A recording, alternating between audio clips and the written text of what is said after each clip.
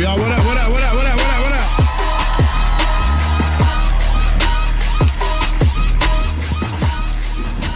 All right, let's have some fun. Everybody good? All right, if you don't know how these work, I don't know what you've been doing, but there's probably one person that's like, what's going on down there tonight? So silence your cell phone, and then tonight is different. It's not the normal stand-up I get to do where I get to do jokes and then crowd work and then like go back and forth. And tonight I just got to just like work with what's in front of me or what I thought about since I woke up. And then we put these on YouTube, and then I cross my fingers like, I hope they like it. Really, I hope y'all like it. Shit, I don't know.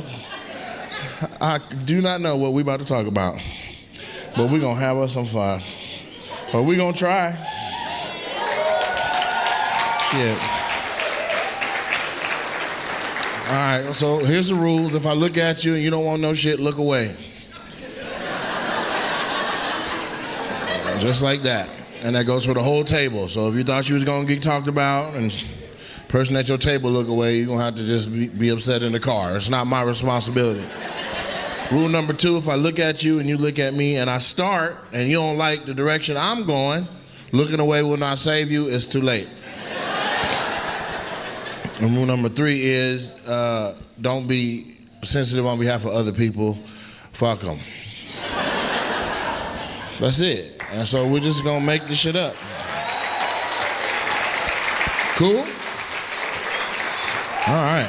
So we got some lesbians, we got some black love, we got some lesbians, we got some regular love. You're not a lesbian? Oh. I wasn't even talking to whoever that was. They were scissoring right when I said it. Oh, we are right here. You not a lesbian? No, you throwing me off with this this masculine ass tank top you got on. We've been friends for 20 years. Okay. Girls' night? Outstanding. And so I'd like to talk to you since she's so outgoing. We're gonna cool her engines off just a little bit. What's your name? Tawny. Tawny? That's dope. That's like the paper towels?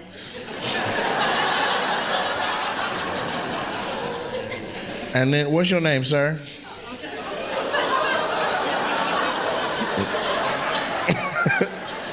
Did you flip me off? Fuck me? No. My name's Renee.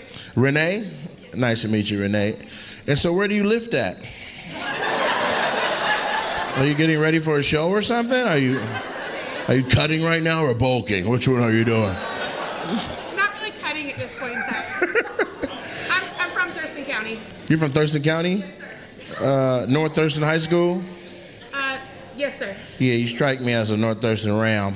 I mean, we're Where I'm from, there's 3 different high schools. One of them, all the kids got money. The other one, all the kids are a little hood. And the other one, the girls chew tobacco. So And I'm the chew tobacco. I guess chew tobacco school. She was like, right here, motherfucker, I got a dip in right now. I hit motherfucker Bobby Boucher. Bobby Boucher came back at halftime and the goddamn Mud Dog won the motherfucking Super Bowl. Y'all remember Bobby Boucher?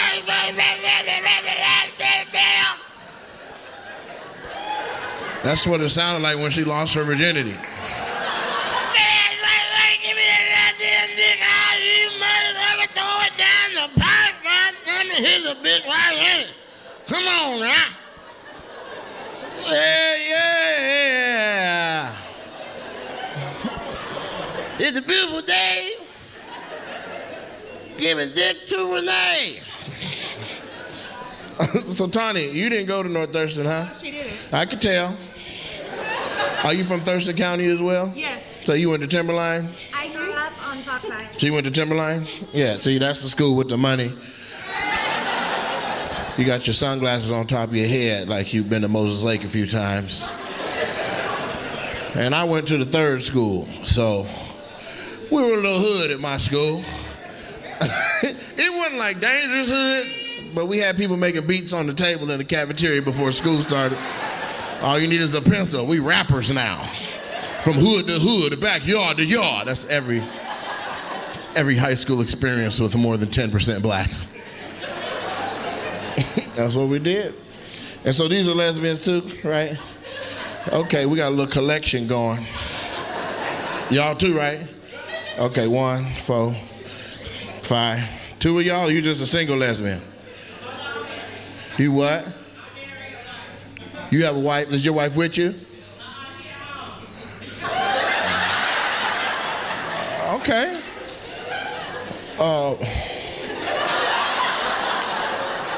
You just left her?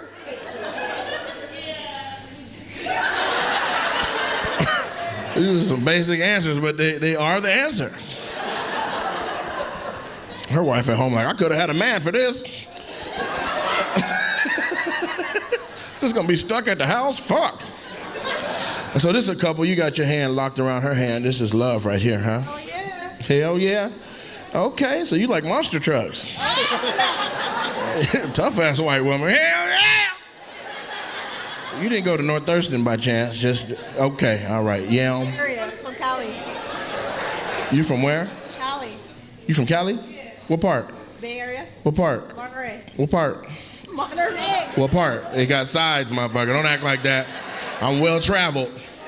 You from the side that takes shit or the side that shit keeps getting taken from? She said, we take shit where I'm from. And so how long you been driving trucks, man? Security supervisor. You don't drive trucks? No, sir. Well, goddamn, what do? You look like a truck driver. I'm a security supervisor at McNeil. Security supervisor? At McNeil Island. At McNeil Island? That's the prison, ain't it? It's, The Commitment Center for Sexually Violent Predators. you're at a commitment center for sexually violent predators? Yes, sir. Jesus Christ, sir. You see anybody in here you recognize?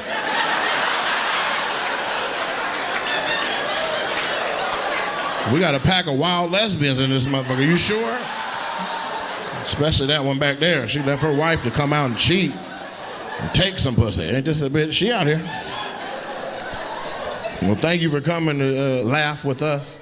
I'm pretty sure that's not very funny of a job on a regular basis. Have you ever seen this young lady next to you? Just out of just sheer curiosity. Okay. You have something to say, Tawny? I was going to say, I work for Department of Corrections too. So we Oh, you work for him? Oh, we work together. Okay. You recognize her? I work for DSHS. Oh, okay. And who do you work for? Department of Corrections. You work for, you in jail. He outside of jail? I monitor the prison. You monitor the prison. Do prisoners see you every day? Not every day, but mostly. I get to see that. You got a special one? She's like, yeah. I just love 4453461. He looks like he can fuck. All right. And then how about you two? This is a happy couple right here? Outstanding. It is? This not like a father-daughter situation? Sir, how much older than her are you? Shit. 6 years? You must have found the fountain of youth. And he got lost in the old forest. You aged like a president. First black female president of the United States. All right, this is gonna go good. I can feel the energy is getting to where I like it. We're gonna have some fun. I do want to talk to you guys the most out of everybody I just interacted with. Well, you guys and the lesbians right here. I want to talk to Michael B. Jordan right there pretty bad too. You were the shit in Creed, girl. Hey, so what's your name, sir? Chris. Chris. That's a nice regular name. And then what about your queen here? Amy. Amy. Chris and Amy. Is that on your license plate? You can fit that. You only need 7 digits to get it on there. Amy, Chris Amy. How did you meet your queen? Bumble. Bumble? That's the internet, right? That's where the girls pick? Yeah. Yeah. That's cool. So you chose this old motherfucker? What category were you in? Like silver foxes. Chris popped right up.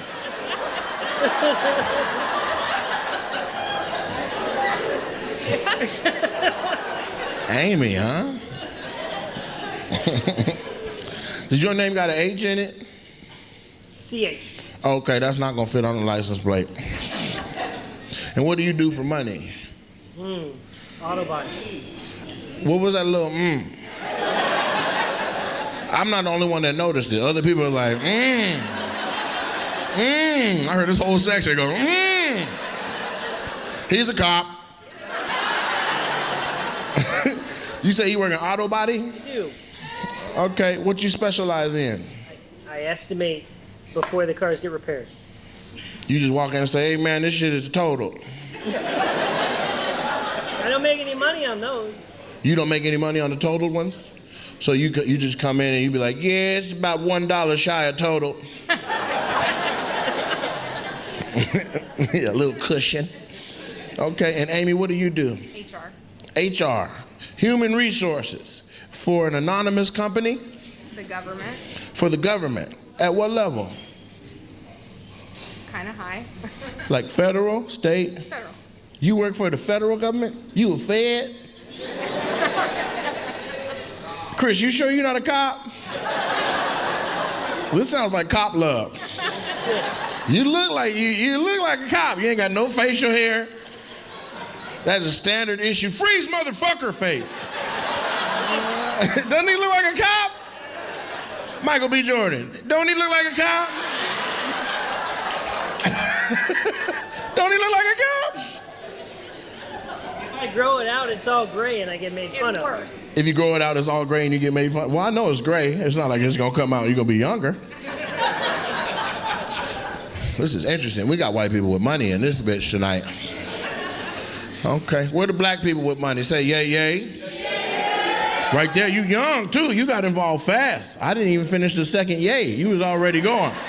We were like, yeah, yeah. I got money. Monyeño. What'd you do for work, sir? Millwright. You're what? Millwright. One more time? Maintenance on large machines. What did you say though? Millwright. Millwriter?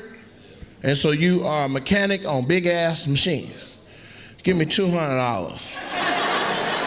I don't want to talk about it. Just figure out how you gonna get it to me. Stop acting light skinned. Find the money. He was like, well, you know what I'm saying? I ain't got it like, you know what I'm saying? OVO. So this is a double date then? Yeah. Hell yeah. Who set it up, the girls or the guys? Me. You paying for everything too? Like, man, you broke motherfuckers. Y'all need to get y'all the driver's license. Everything. Say what? Not everything. He got to pay for his own? That's his wife. Oh, everybody married? Hell yeah, young love. How long you been married to your queen? Been with her 11 years. Well, I say your queen, and you was like, I've been married to her for 11 years. That would suggest that, yeah, you're married, but that's not the queen. That's fucked up. How long you been married to your queen? Ooh, this bitch? Shit.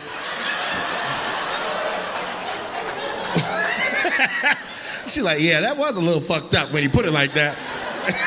Get your answers right, man. This shit's coming hot and fast. All right, and wifey, what's your name? Sylvia, nice to meet you. Sonia, okay, and do you correct him like that too? 11 years? He like, bruh, you don't even understand, man. Sometimes I be fixing trucks that ain't even broken just to get the fuck out the house. Last week I fixed some light machinery. I just had to get up out of there. And so, Sonia, what do you do for revenue? I'm a part-time bartender. You're a part-time bartender? So you just throw your couple of dollars with all of his money and call it contribution? She like, put this little $120 over there with the rest of that. I'm gonna get my toes done with this. You don't need this money. You got. I use my money to stay fine. You use your money to stay alive and provide for the family and to take care of the children. And okay, and then is this your relative? You guys got the same forehead. Old friend like that. That's an old friend? How old? Because y'all got the same forehead, man. You might need to check that out. You know who your daddy is? Is it his daddy too? He look like you with a different facial pattern. And so what's your name? Foster? Like the Australian beer? Are you Australian? Crikey. And that's your wife behind you? How long y'all been together? 7 years. 7 years. So you got 7, they got 11. Thank you, come again. If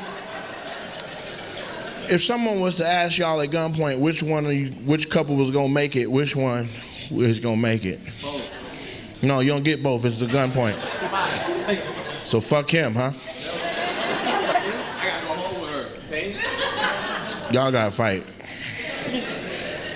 You got good money too? What do? Your wife nodded. She's like, oh, he paid. What you do? Occupational therapist? For who? You're a student. Ma'am, why'd you nod for that? He ain't got the money yet. You nodded for his potential? Ma'am, what the fuck was a nod for? Out of the military. Oh, you was in the military. You both were. Disability? 100%? You told him you can't sleep and your feet hurt? You know that's how to get the money. I don't know if y'all know, that's how you get the money. Shit, that's what Michael B. Jordan said, and he been paid ever since. He got out of E3, and he got more money than E9s right now.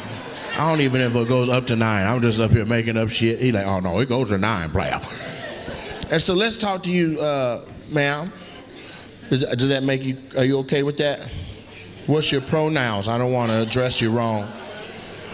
Nigga, what do you do?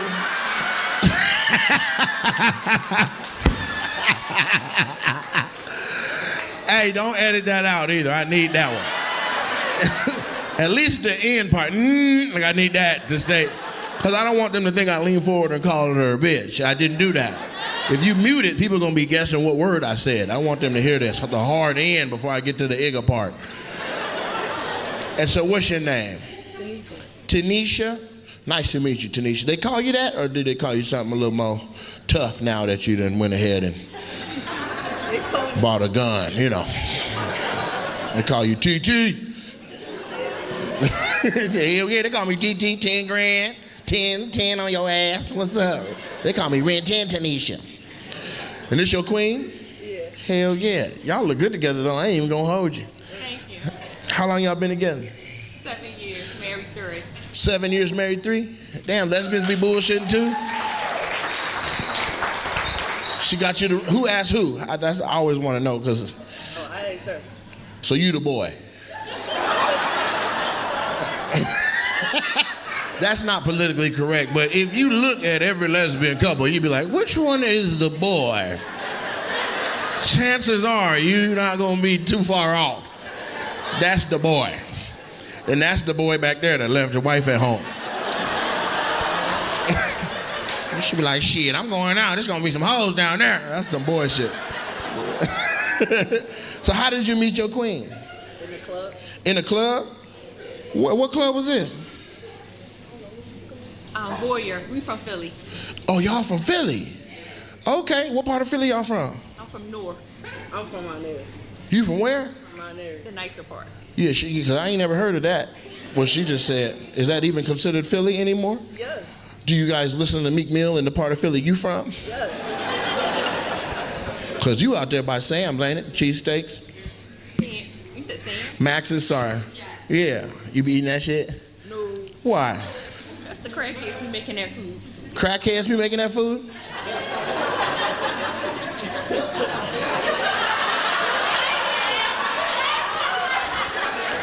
Listen, when we went to Philadelphia, we had, they make them 1 foot at a time. When I tell you we ate 7 feet, I was like, something's in this shit, man. I want God damn, I want another one. I just finished one. Now you telling me they sprinkling crack in the goddamn sandwiches?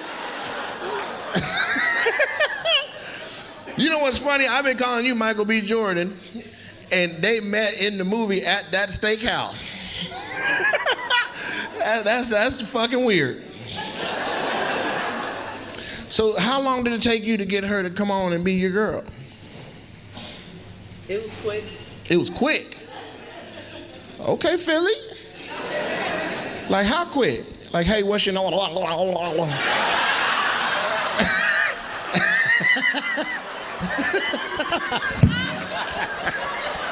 You said it took 2 years? 2 weeks. 2 weeks? Oh, okay. How many dates did you go on in 2 weeks? 2. 2 days. 3. Do you remember? I remember. Tell me the lesbian love story. What do you mean? On the date? Yeah, I want to know how you made her fall for you. Oh, that's it. I'm just me. Like, You just you? what you mean? How she felt? I like the confidence and the riz it take to say that. I'm not even going to tear it down.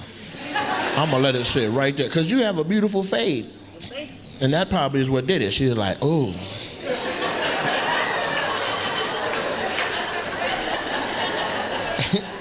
What you say your name was again?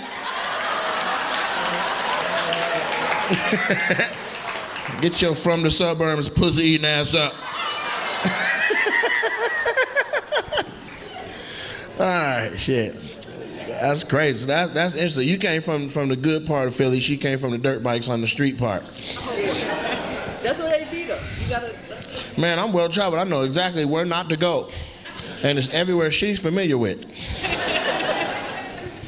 Hell no. I was in the bank and they was like, are you gonna rob it? And I was like, no. They're like, you should. Nigga, they got all the honeys over there. I said, ain't you security? Like, man, just give me a couple dollars on the way out. I was like, what in the fuck is going on in Philadelphia? So this is a love story right here, right? I like your shirt. What's that? What the duck? I like that. Got a little duck on there and a little what the. How long y'all been together? 8 years, but I've known him since 06. 8 years, but you've known him since 2006. That's what, 18 years? You don't want to sound old? Well, you got on them old ass pants. How you gonna try to be young and you got on MC Hammer pants? Face ass. I've been around the world, from London to the Bay. It's a hammer, go hammer, it's a hammer, yo hammer. You can't look young with them old ass goddamn pants on. Stand up, let them see that bullshit. Look.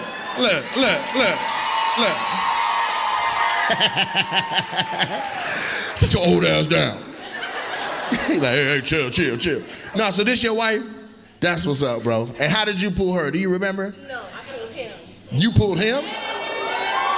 Shut up. No, I pulled him. Who pulled? Y'all arguing. I pulled you. No, I pulled you. I pulled you by them old ass pants, bitch. Now you didn't pull me by my old ass pants, Tyreek. What's your name, sir? Marcus and Kyla. Nice to meet y'all. So this are y'all from the hood too? We Chicago area. Where? Chicago. Chicago area. So you're not from the hood? Because usually when people throw area on there. No, I lived in Chicago. I was homeless for 2 years. I've lived all over Chicago. Wait a minute, you just said a lot of information. Okay. Shit, I was homeless for 2 years. Okay. I want to know where you live, not where you didn't live. Is that where you met her? You were like, hey, bitch, get out the tent. Bring your ass out that tent, bitch. And she came out, zip. What the fuck you want? I want some pussy, homeless bitch. Uh-oh.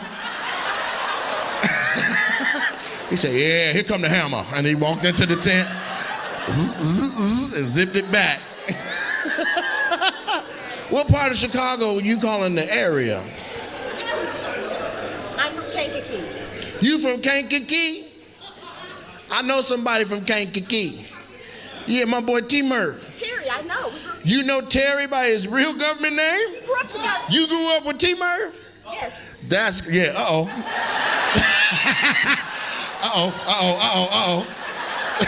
He had the hammer. No, he didn't have the hammer?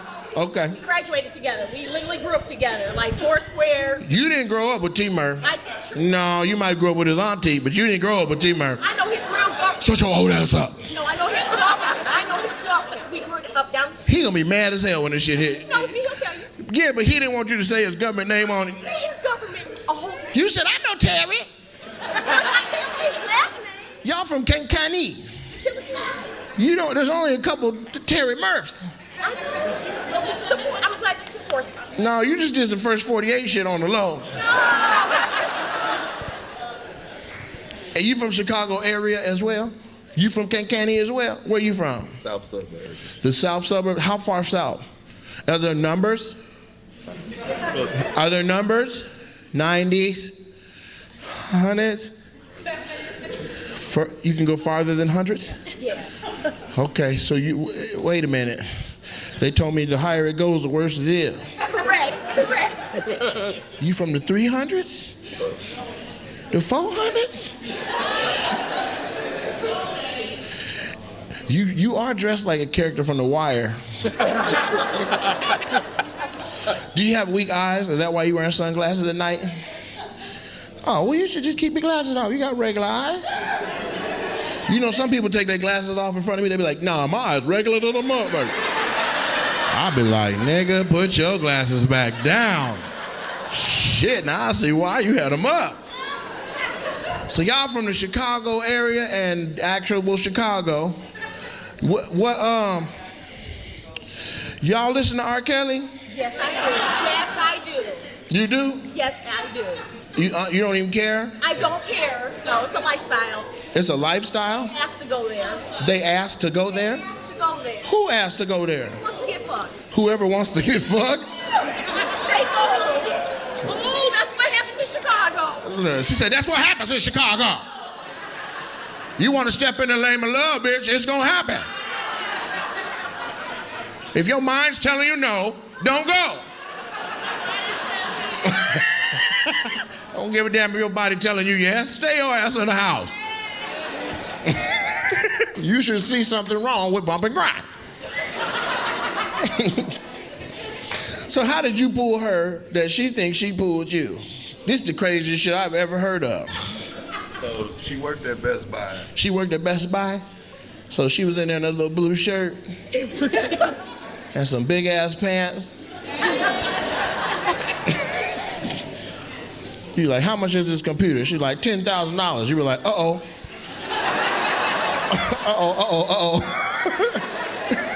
You see that security tag? Here come the hammer. So she was in Best Buy working, and you went in there looking for what? CDs. CDs. A lot of CDs. You know how I know they old? He said, I was looking for a lot of CDs. That means you had that big ass book in your car. Remember that big ass book? You be trying to drive like, shit. God damn. Oh, Sally sale. It's going down. It's going down. I don't like it. DMX is in alphabetical order and shit. So you went in there, you was CD shopping, you was splurging for new music. $400 worth. $400 worth of CDs. So that's about 40 albums. Yeah, so you used to sell dope? Because that's $400 at that time in the Chicago area sounds a little bit questionable. Why did you have so much money for CDs? Usually you just go get the CDs that came out that week or last week. $400, was you locked up? You was like, I gotta catch up. Trying to replace my... You were trying to replace what you lost? Your ex-girlfriend cut them up and shit? Hello? No, I just left from where I came from. You left from where you came from? You had to move real fast. You were like, I gotta get up out of here. You left your book. Okay, so you was at Best Buy like, man, let me re-up. And you was going through the CDs like, man, I'll be sure. Let me go down to the T's, see if I can find something I like. Tony. Twister, yeah, all Chicago. Y'all ain't got no more Twister? Nigga, he from here. You know he gone, he sold out. Who you?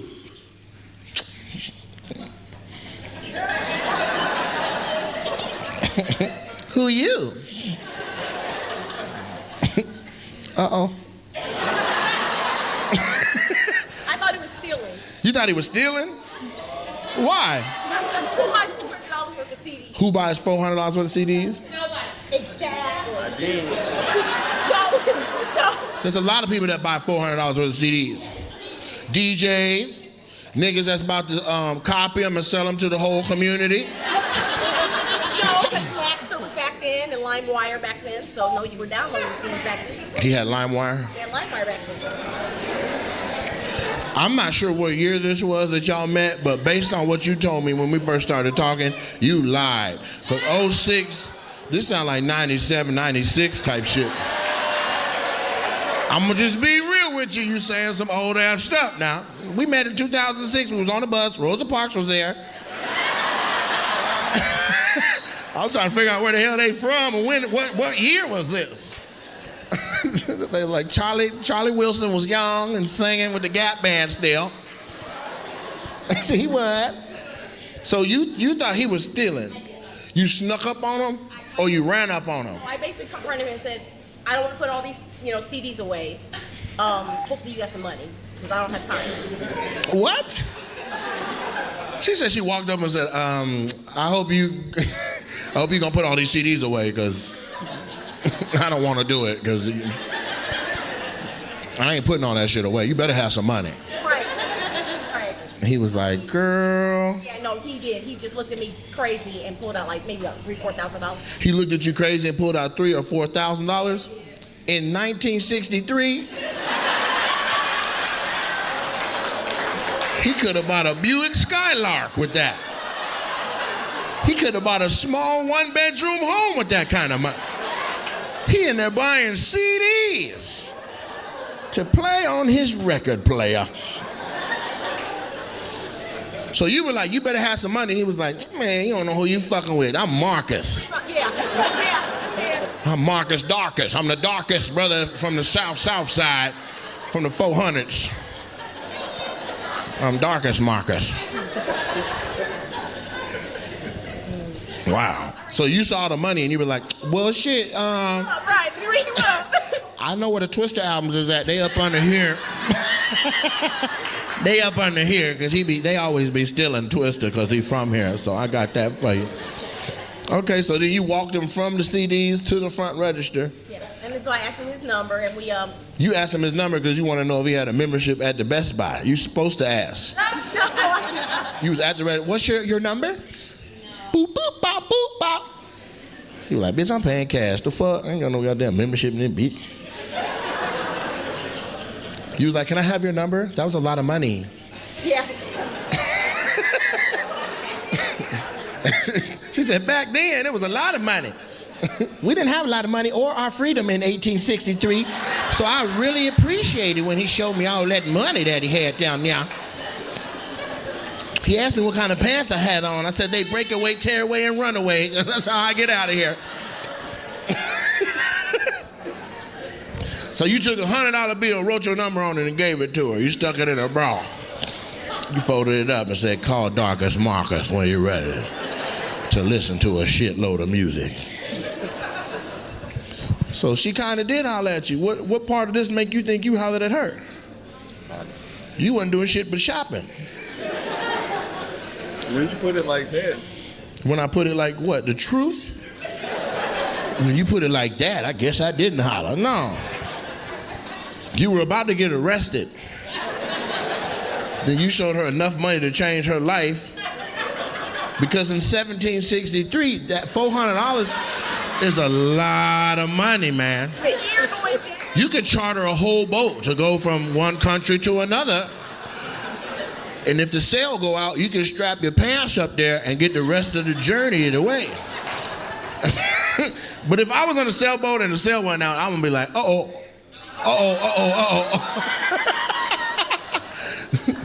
Somebody give me a hammer. Well, I'm glad y'all made it this long. How many kids y'all got? One. Okay. And so you don't listen to that much R. Kelly because that's baby making music. What's your favorite R. Kelly song? My favorite? I'm talking to you still. Leg Shaking with Ludacris. What's it called? Leg Shaking. Leg Shaking with Ludacris? That's an interesting selection that you would pick right there, you know? Darkest Marcus. They say, yeah. Yeah, you having fun, ain't you, bitch?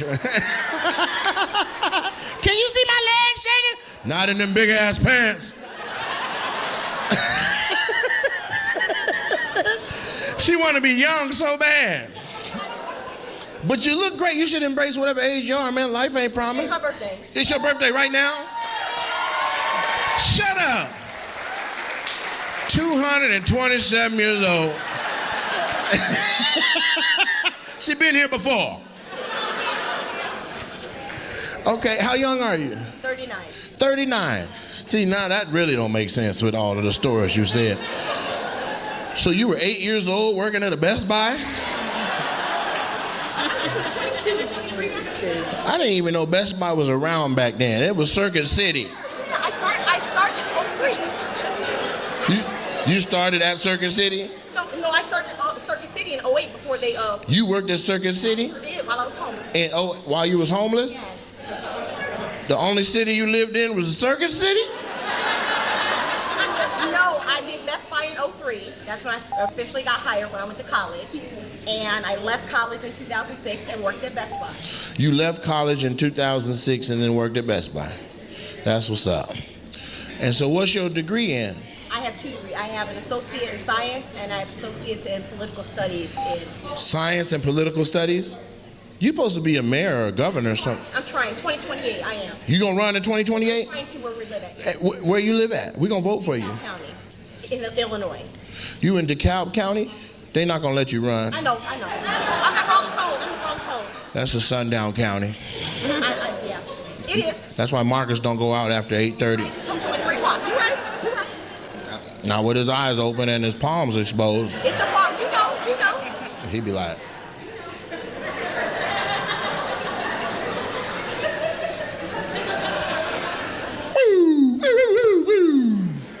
uh-oh.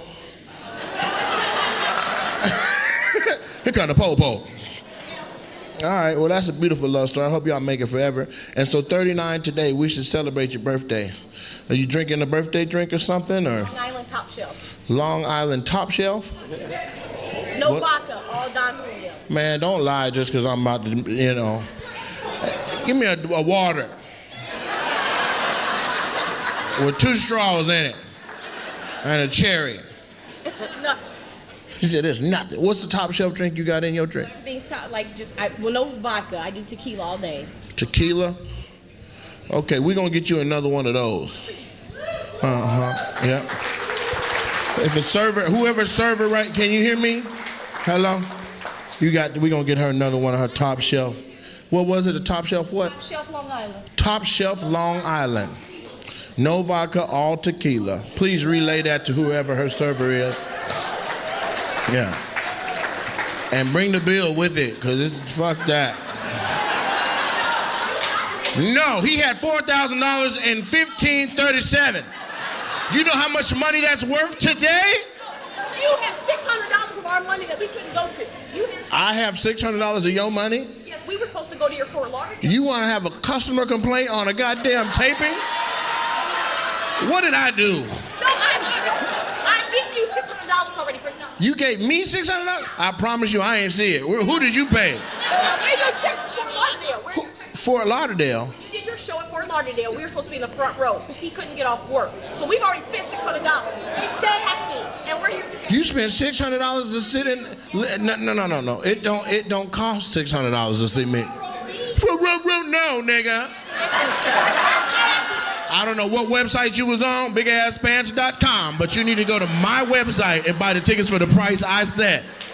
Front row is like $78 plus tax. No, it's not. Not in Fort Lauderdale. No, it's not. Fort Lauderdale, you was on the wrong website. Ticketmaster. Now, you was on a reseller site. Ticketmaster. I'm sorry that happened to you. Did you get your money back? No, that's what I'm saying. You got it. No, I didn't get it, is what I'm telling you. Hey, you got it. No, it's somebody somewhere counting up your money and looking at my website like, where else we gonna get these dumb motherfuckers at? It ain't on me. Shit. Well, I'm sorry, but you want something free too, Marcus? Since it's part of your money too. What you drinking? That look like water. I had a Chris Rojito. You had a Chris Rojito? That don't look like it was a Chris Rojito. I feel like you guys changed what you was having as soon as I start offering shit. It's just how I feel. Like I feel like that's a lemon water and that's just a regular water. And you're like, shit, I had a gasoline, 3 gallons. You took pretty late. No, long night. Congratulations. Look, he wants a Chris Rojito. Or better yet, let's make him a brand new drink called the MC Hammer. I have fun fucking with y'all. I got to move on. All right, what else is going on? Let me talk to the older black man somebody done set up and brought down here. You, TD Jakes, don't look around. He like, who could this young man be talking to? Swallowed. Now, you ain't looking away, so I guess we get to do whatever happens next. Is this your family right here? One more drink. That's your wife, okay? And then who are the 2 black women, the queen? You don't even know them? You ain't even gonna let me finish asking? I don't know these hoes, shit. My wife got me down here, shit. Thought we were going to see the Minions. Is it Gerald, James, David? Nice to meet you, David. And then is your queen? This your wife? What's her? Sonia. Sonia. So we got 2 Sonias in here tonight. Hey, where are you going? Sir, I gotta go change a tire.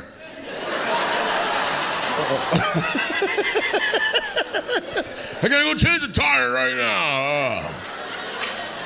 That damn North Thirsty Ram, baby.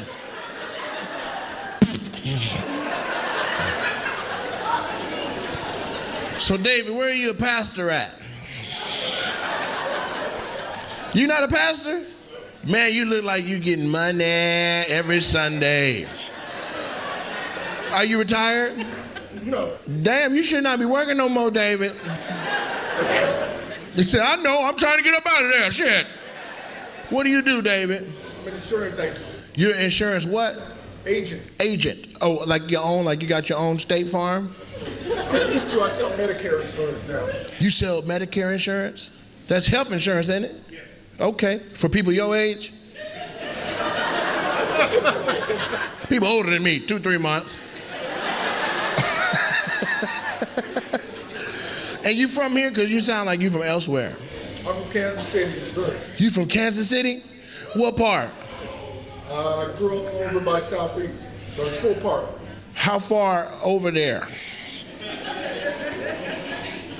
I can walk to the park, walk to school park. That one big ass park? Yeah. You ever shoot anybody up in there? You're like, nope, not at all. That's not there. But I did have an altercation back in '87 and in the summer '87. Me and Sonia, we got up out of there, so we live in Puyallup now.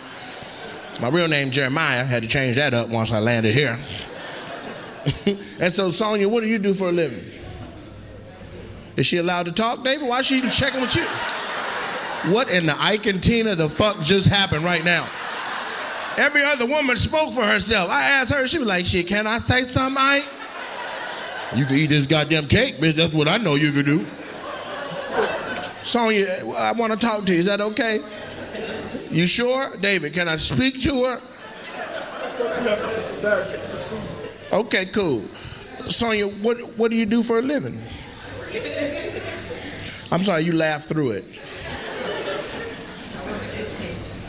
You work at what? Education. Education?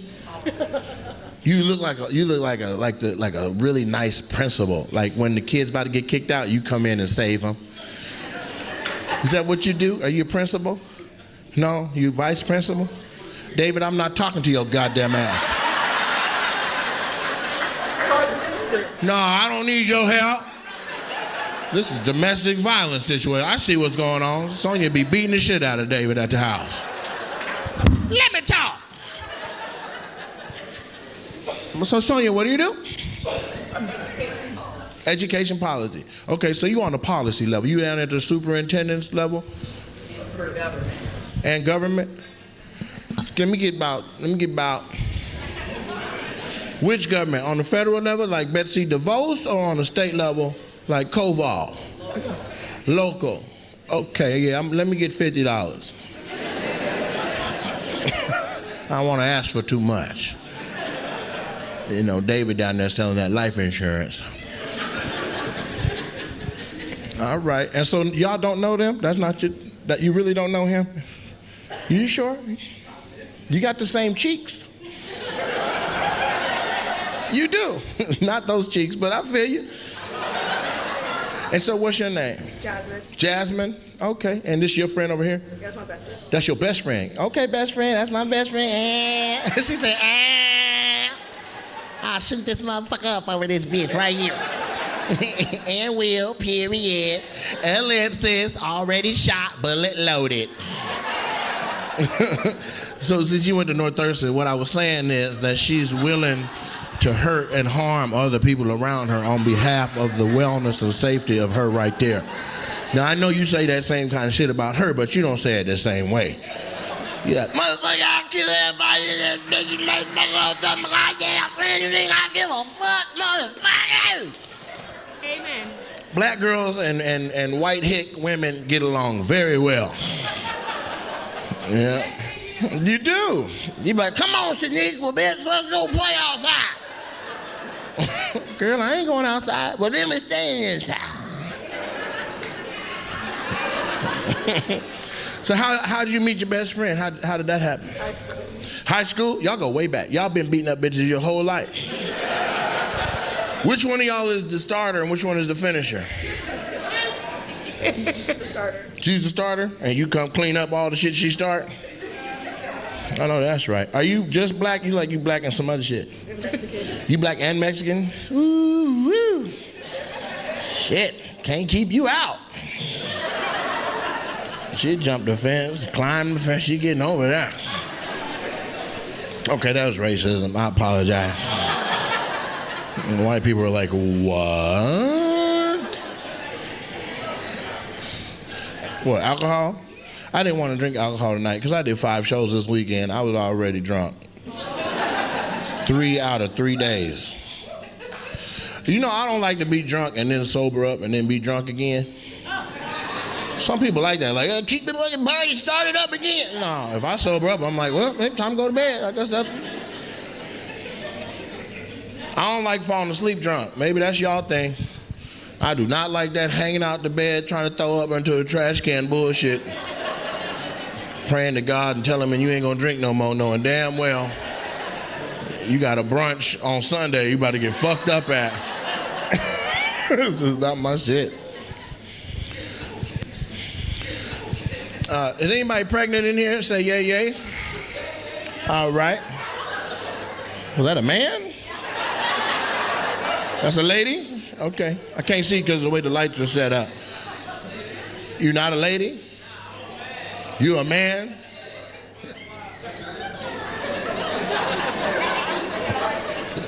Ma'am, you might own several dicks, but that does not make you a man. That is a lady over there. It's nice to meet you, ma'am. You pregnant? That was the question that you responded to. Or did you just want some attention? You forgot? I like to ask that every now and then. Who pregnant? Because people be like, yeah. The dudes be like, bitch, you bullshit. Right now? Right now. Congratulations. You want a shot?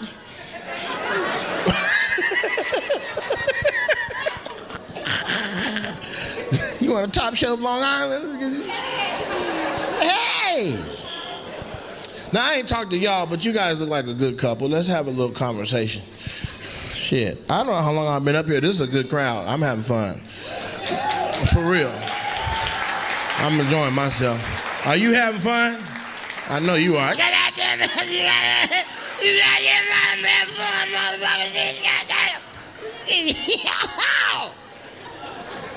She be going fishing with no pole.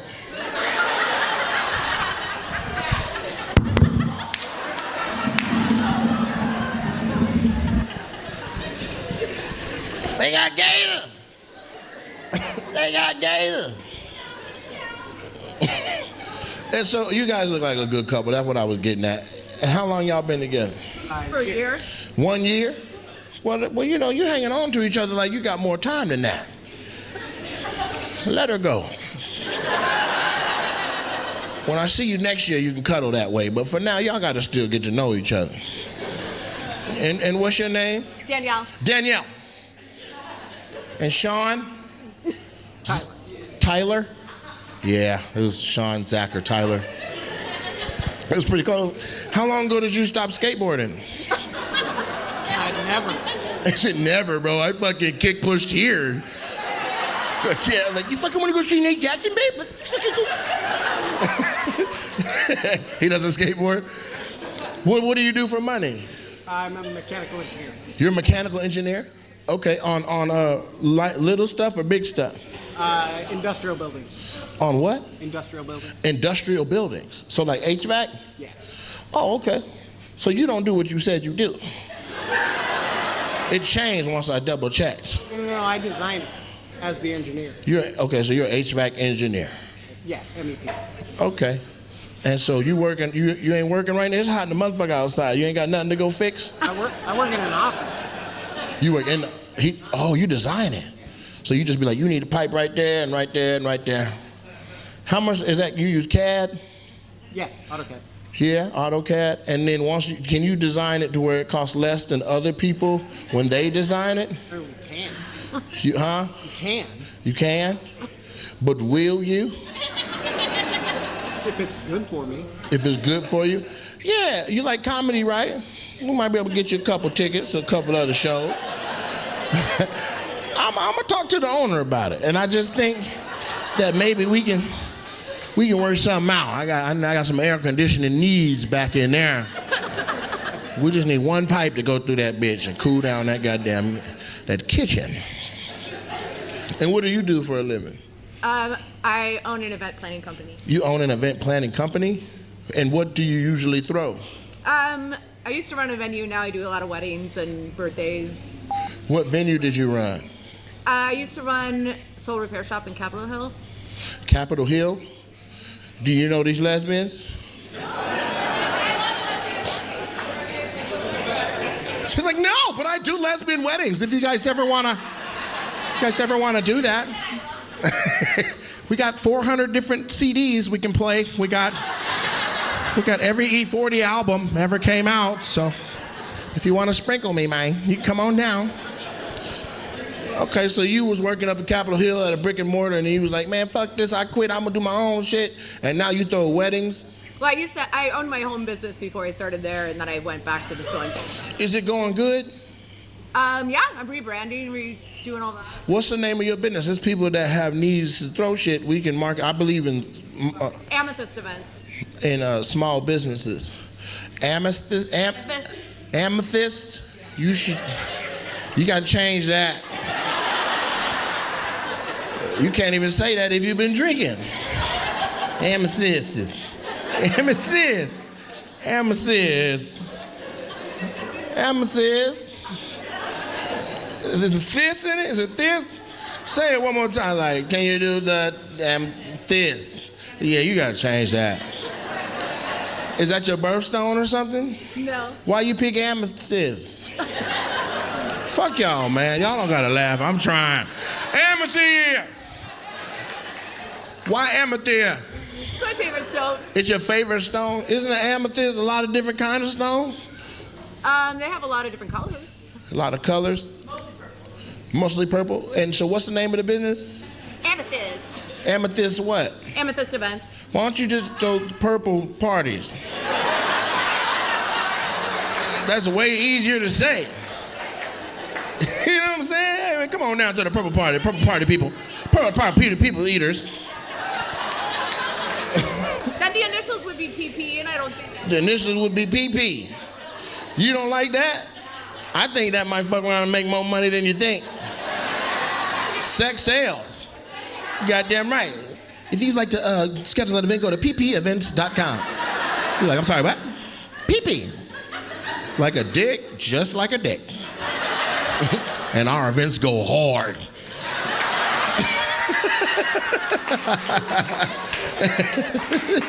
It's hammer time. But yeah, you should consider changing that. Since you rebranded, I got in right before you fucked it up. Nah.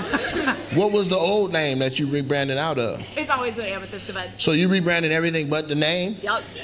Hear me out. What's your name? Danielle. Danielle what?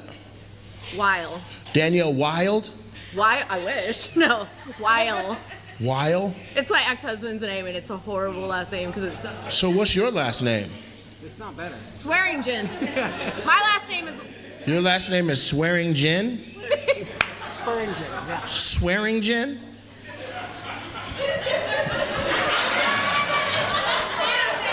I never heard of that. I heard of Smith, Cotton Gin. Swearing gin is crazy. It makes me swear when I drink it, but I didn't think that somebody swore enough while drinking it to be, they just named you that after that. That's Kyle Swearing Gin. All right, so Swearing Gin events ain't gonna work. Right now, PP is in the lead. Purple Party events. Is that all? PPE, people like that. Remember when that PPE was out? Black people. That PPP, niggas had hella businesses. I'm a landscaper and an astronaut. I mow the moon. Thank you. You know how much it costs for me to get to work? I need more money, please. Yeah, we gotta call it something else. So we got the purple parties. Just consider it. Matter of fact, make another website. So to have your website, that's easy. $9,000 later. No. Stop letting white people make shit for you. Okay? You need to go to young, hungry Asian children, Mexican children, black people. Because see, she graduated while she was homeless. You think she wouldn't have made you a website? She married the first nigga that had more than $200 on her.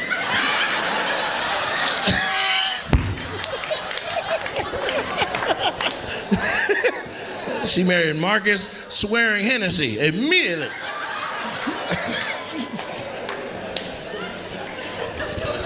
So yeah, but just make another website. Get you one of them websites that make websites, and make the second one Purple Party Events, and then real big go PP Events. Check me out, man. This is where you gotta have all the dick cakes, dick lollipops, all the dick party favors. Work on Capitol Hill. You work on Capitol. No. I think you missing your blessing. You ain't listening to what I'm trying to tell you. You need to be the PP lady, man. Get this money. Ladies, you ever been to a party where you had to eat a dick? But like...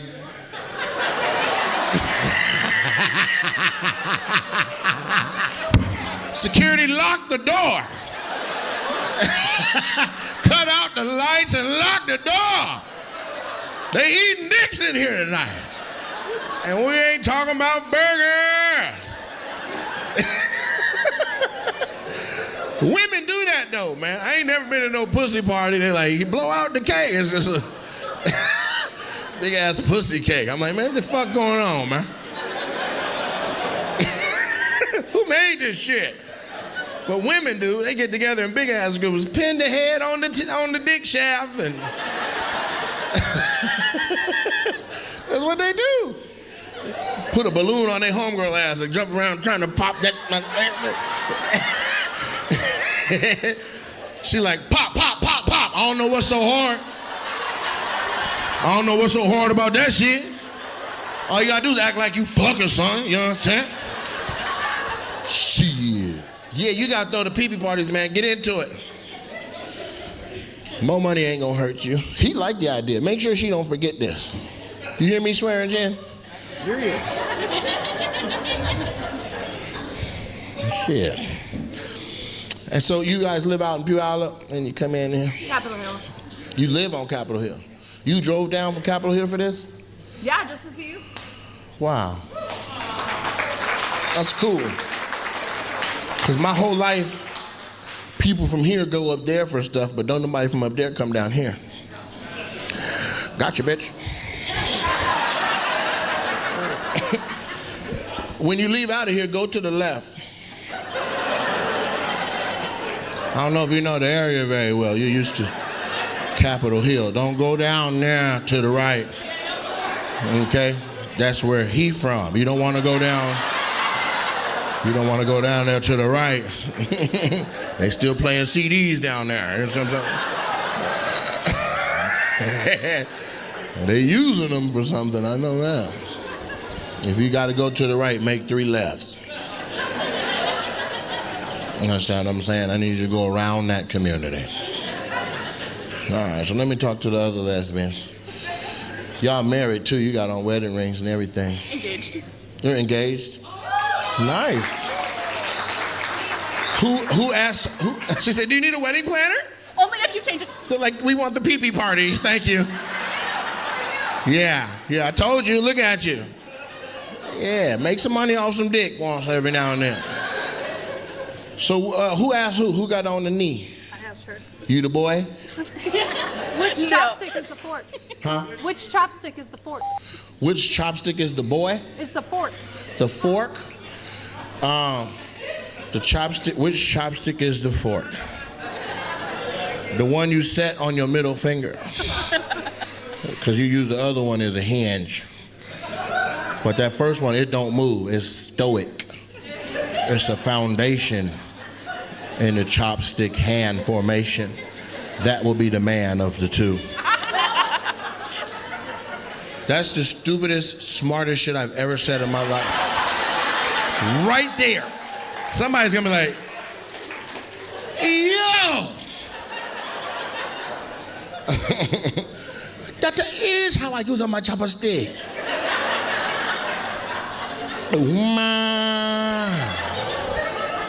All right, so you the boy you got down there. You was like, Shaniqua. What's your name? Ariel. Ariel.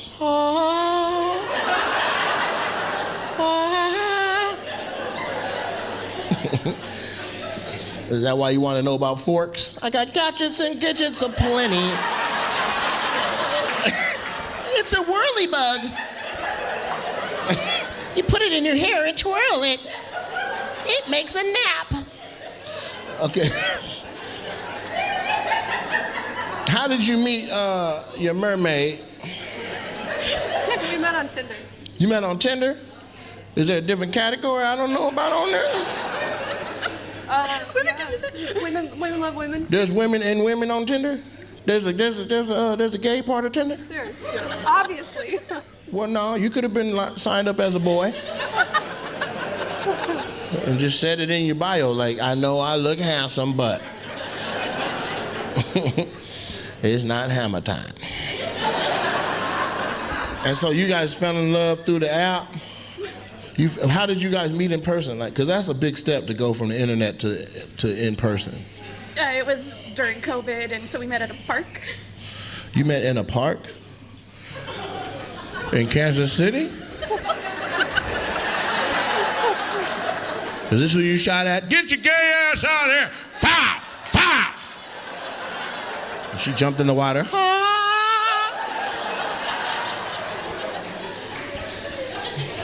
He's from a different time where people say shit like that. Because in 2024, we don't say that no more. We believe in love no matter how it comes. But back when he was young, you snorted. You ain't gotta be that young, I'll tell you right now. You don't want to know what I call these motherfuckers. I call them lick suckers. So they lick and they suck. All right. So you guys met in a park, and you felt like that was a safe place to meet up. You're like, let's just meet. It was out in the open. We could. Was it broad daylight? Yeah, it was. It was. So you were like, let's meet at what park? Wright Park? You met on the hill? Up in Mount Vernon. Mount Vernon. There's like a little. Mount Vernon? Little city park up there. Sis, you drove all the way out to Mount Vernon? I was living in Everett. You live in Everett? I lived in Everett. Oh, I thought this was an interracial couple. Both of y'all white. Damn. So you met her at a Mount Vernon Park, broad daylight, next to the slides and swings. Pretty much, yeah. And you're like, Ariel? She's like, Thomas? It's Thomasina.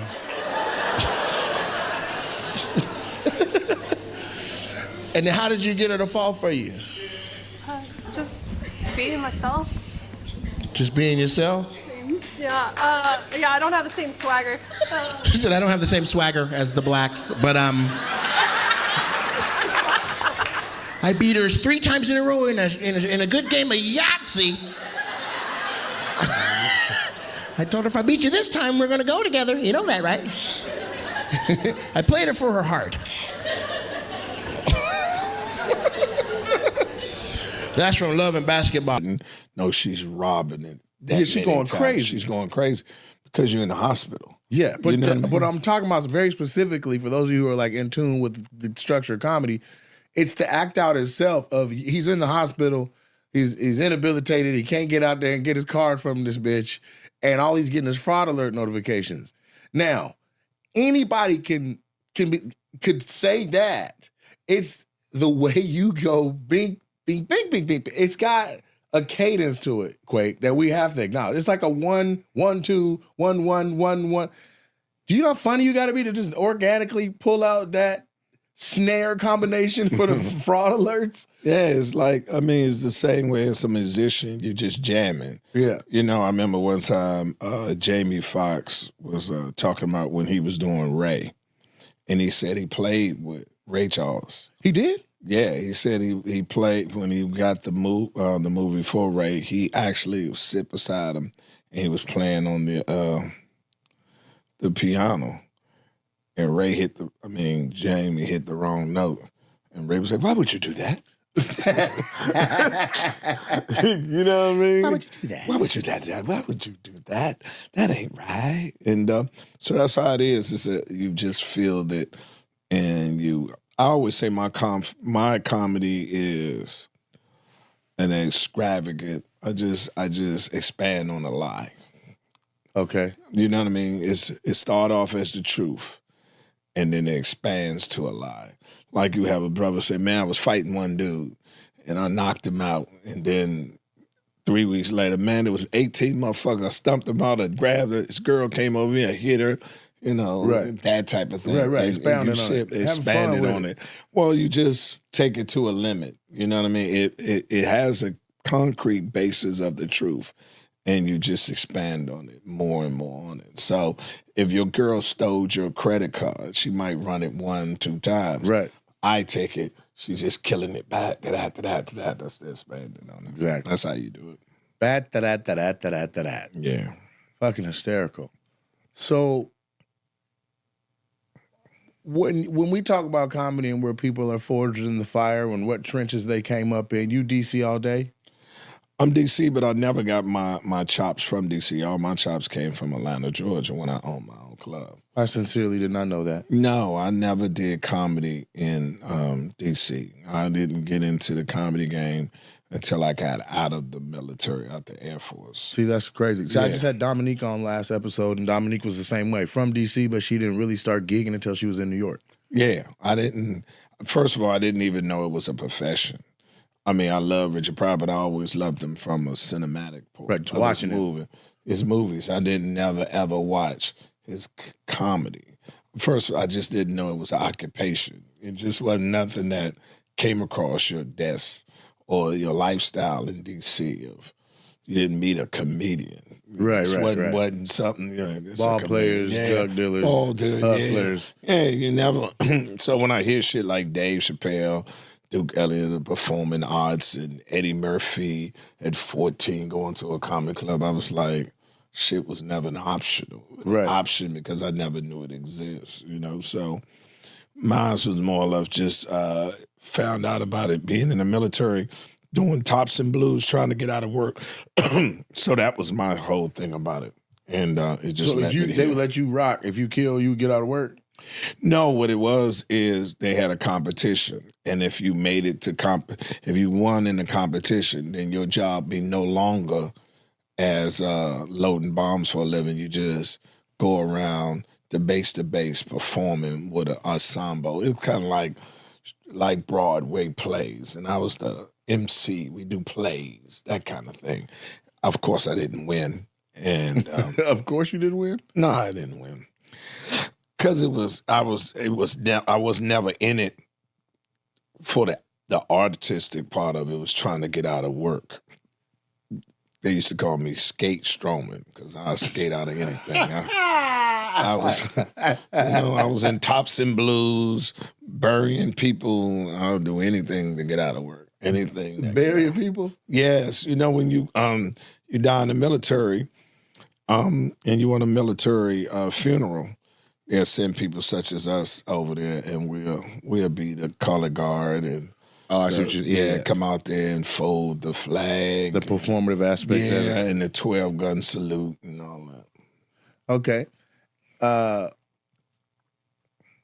interesting. So it was a necessity. Yeah, I mean, it was just a. I was living in Everett. You live in Everett? I lived in Everett. Oh, I thought this was an interracial couple. Both y'all white. Damn. So you met her at a Mount Vernon Park, broad daylight, next to the slides and swings. Pretty much, yeah. And you're like, Ariel? She's like, Thomas? It's Thomasina.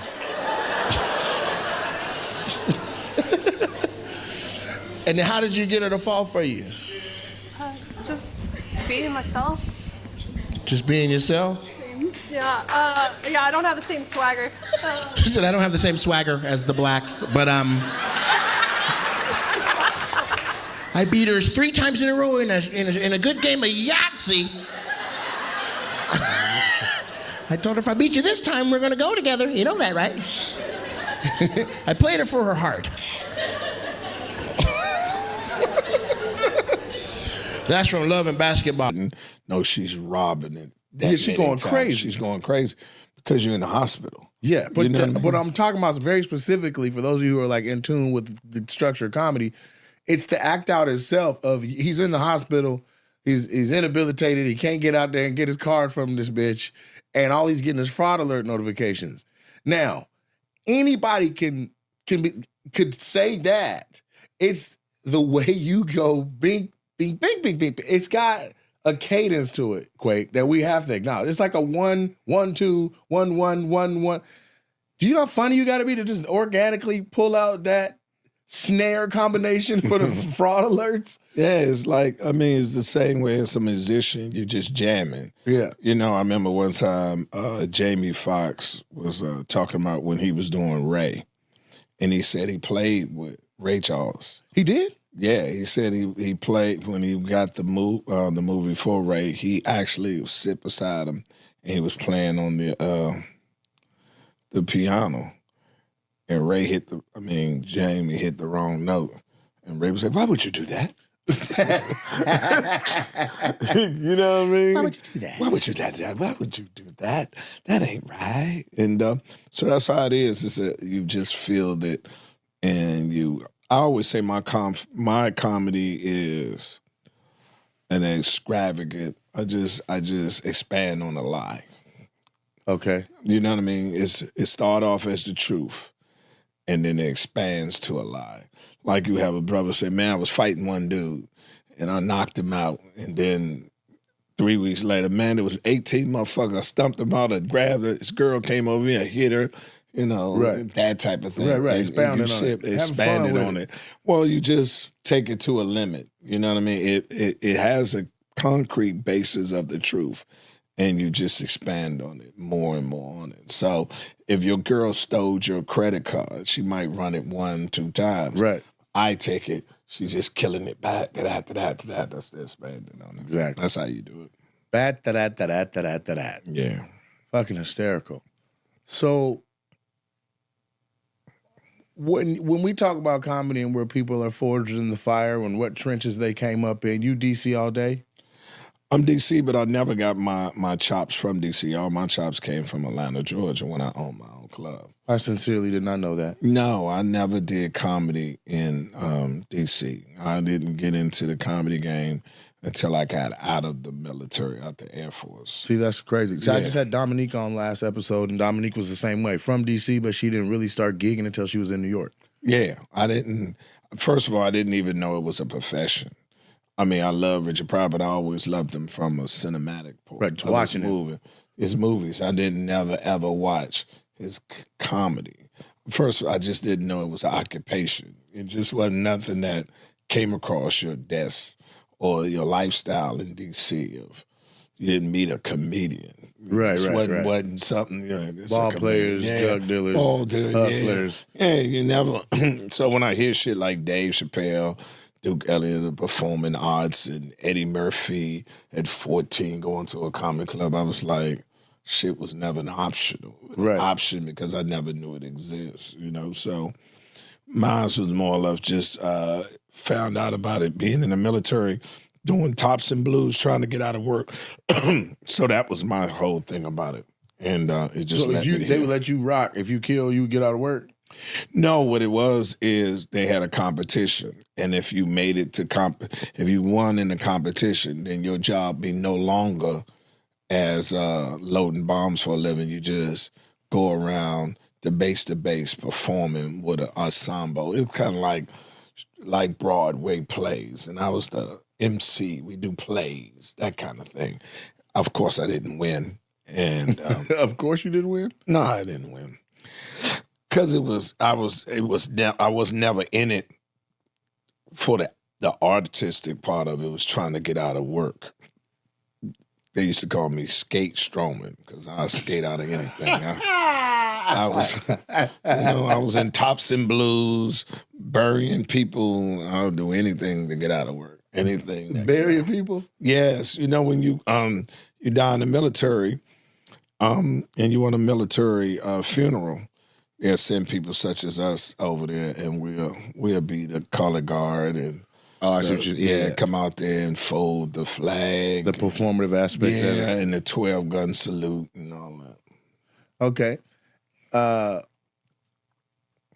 that's interesting. So it was a necessity. Yeah, I mean it was just another angle of getting out of work. It was like I could shoot a M16 like a sniper. So I was a marksman on that. So I did that until they were saying, well, we want to deploy you to, for the war. And I said, well, then I started missing the target. Said he hit that 9 times out of 10 until you told him that shit. To the mother said, you real good. We're going to go ahead and send you with the Marines and make you a sniper. Funny. And then I just failed the qualification. Man, you be cracking me up. We had a moment yesterday that I'm probably going to tell my great fucking grandkids about, but I don't know if I can explain it as good as that goddamn moment. But basically, I got a new Corvette. It is very fast. If you think your car is fast, this is probably 2 times faster. Like, niggas get a Hellcat and think they rolling 600, 700 horsepower, and that shit's fast. This car performs 850 horsepower, okay? I said, Quaker, look at my new car. So we go look at the car. He said, you're doing it, nigga. So then you get in the car. I said, I'm going to show you. Bishop come outside. He's like, man, that nigga's crazy, man. Make sure you buckled up. 2 buckles. Quake grabs a buckle. He shows him the buckle. He said, all right. So I back out real slow. I'm on the street now. And I look over. I said, Quake, you want me to just do it like we give you a little tour, like we just cruise? Or you want me to show me what this shit could do? Do what you do. Less than 3 seconds later, whoa, he said, all right, nigga. I get it. I don't know why he talks like that, but that nigga said, we're about to be eating pudding. Yeah, I wasn't too worried, man, nigga. You was doing 90 degrees on 90 miles an hour on a regular street. I was like, nigga, you crazy the motherfucker. I don't take these kind of gambles. I'm too close. I just want to say you 0 to 45 real fast. Nah, that was more than 45, nigga. Fuck out of here. I've been 45. That was 90, nigga. I said, you crazy as shit. Won't have me in this motherfucker. My woman what was you doing? Trusting this nigga with my life? Listen, in order for something to happen to you, I gotta be willing for it to happen to me too. You in good shape because I want to live. But it had nothing to do with you. It had nothing to do with you. Somebody pulled out and didn't see your ass. It's over. Yeah. You understand? Every nigga that been in the accident had an explanation. Yeah. We were cool. What could have happened? Yeah, fuck that. I don't take them kind of gambles. But this is the thing. You didn't say we could die. You didn't say You said, nigga, we gonna be eating pudding. We're gonna be eating You went pudding. straight to the example of us laid up in a hospital eating fucking pudding. You see the motherfuckers being there with a helmet on his head. Motherfucker came in there and gave you some pudding and everything. What happened? He was a car accident. He was in the coma. He finally came out. Nah, bro. Nah, man, that shit was fucking hysterical. Couldn't do it. I backed up off of it. So who in comedy? Okay, so I'll say this. It's kind of an ongoing question I have because I'm looking at the game. I look at it in classes, right? Like there's classes of comics. You OG, you out there in front of us. Who, if you had OGs that looked out for you, who? That's one part. And then two, who are you close with today? That's in the game. Oh man, I last question first.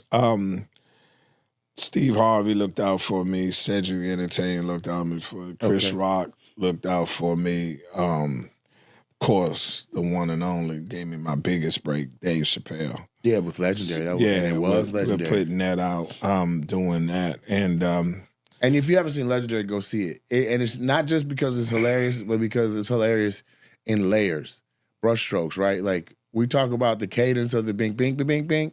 You need to look when he says that you got high blood pressure and you brush your teeth. He said, the kids say, your mouth bleeding, daddy. And then this nigga took the water from the sink and you see him washing the blood off the sink. Like, those little idiosyncrasies are the difference between being good at this shit and being, like, and actually mattering to the entire game. So go watch Legendary. But you know that's true. When motherfuckers hiding shit, they'll clean the sink themselves. They brush your teeth and there's some blood on it. They don't want everybody else to know that their gums are there, so they wash it up and clean it off. But for me, I get that. It was the way you like flipped it so you could see that without a sink there, you know that water hit your hand, you let it gather, and then you spun it around the sink to get the whole rim of it. Yeah. That's the hilarity in it. So who, if you started after you got out the service and jumped into comedy, who was the OGs that was? Steve Harvey said those was J. Anthony Brown. But how'd they help? Well, they really didn't help. They just encouraged me they gave me the confidence to say, do it the way you do it, you know? And when you have people that's successful, that everybody's giving them their accolades, telling you got it too, it just give you, for me anyway, the reassurance that I'm on the right track if this is what I want to do. And that's what they did for me. Always. They just gave me that confidence of reassuring me that, yeah, you got it. And that meant more than anything. And you still close or cool? Everybody's still good? Yeah. I mean, I'm good with everybody that don't have a problem with me. I don't get caught up in the rest of that shit. I don't play fight. You know what I mean? I don't. Nigga, I'm a sniper. Nigga. If I'm gonna fight, we fighting. Yeah, it ain't no in between. It's either on or off. So I don't get caught up in that. We comedians. You know, I'm in the joke telling business. So that's all we have in common is jokes. So these other things you're talking about doesn't even apply to me. I don't know you. You know me. I don't know you that well, and you damn sure don't know me that well. And then more than anything, you don't need me for your standard of living, nor do I need you for yours. So it shouldn't be a problem. You know what I mean? Facts. So it's, the rest of that shit is. I just say what you eat don't make me shit. Exactly. Yeah. So you're doing whole shit. You know what I mean? Right. But sometimes, you can have somebody that's encouraging you. And this is what I've seen. Like, I've been encouraged by, not I wouldn't say your class. Your class has been encouraging from jump. But I would say, say it's a class above or whatever. Like, somebody that's young to you but old to me.